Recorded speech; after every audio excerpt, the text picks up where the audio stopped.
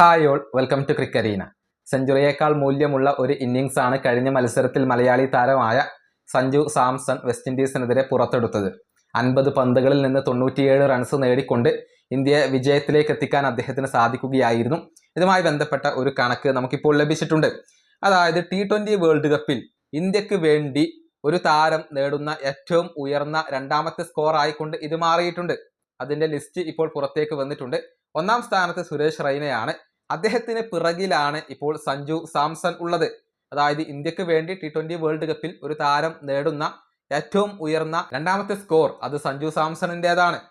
ഒന്നാമത്തേത് സുരേഷ് റൈന വരുന്നു. 60 പന്തുകളിൽ നിന്ന് 101 റൺസാണ് സുരേഷ് റൈന സ്വന്തമാക്കിയിട്ടുള്ളത്. അത് 2010-ലായിരുന്നു. എതിരാളികൾ സൗത്ത് ആഫ്രിക്കയായിരുന്നു. രണ്ടാം സ്ഥാനത്ത് സഞ്ജു സാംസൺ 50 പന്തുകളിൽ നിന്ന് 97 റൺസ്. മൂന്നാം സ്ഥാനത്ത് രോഹിത് ശർമ്മ വരുന്നു. 41 പന്തുകളിൽ നിന്ന് 91 റൺസാണ് ഓസ്ട്രേലിയക്കെതിരെ 2024-ലെ വേൾഡ് കപ്പിൽ രോഹിത് സ്വന്തമാക്കിയിട്ടുള്ളത്. അതിനുശേഷം വിരാട് കോഹ്ലി വരുന്നു. 47 പന്തുകളിൽ നിന്ന് 89 റൺസാണ് 2016 വേൾഡ് കപ്പിൽ വെസ്റ്റ് ഇൻഡീസിനെതിരെ വിരാട് കോഹ്ലി സ്വന്തമാക്കിയിട്ടുള്ളത്.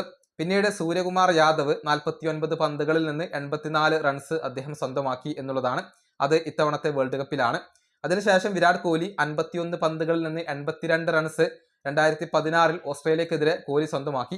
അതിനുശേഷവും കോഹ്ലിയാണ് പാകിസ്ഥാനെതിരെ 2022 53 പന്തുകളിൽ നിന്ന് 82 റൺസ്. പിന്നീട് 79 റൺസ് നേടിയ രോഹിത് ശർമ്മ.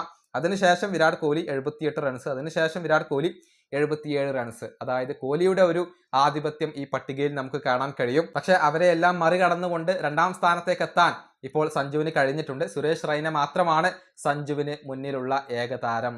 ഈ വീഡിയോ അവസാനിപ്പിക്കുന്നു. അടുത്തൊരു വീഡിയോയിൽ കാണാം.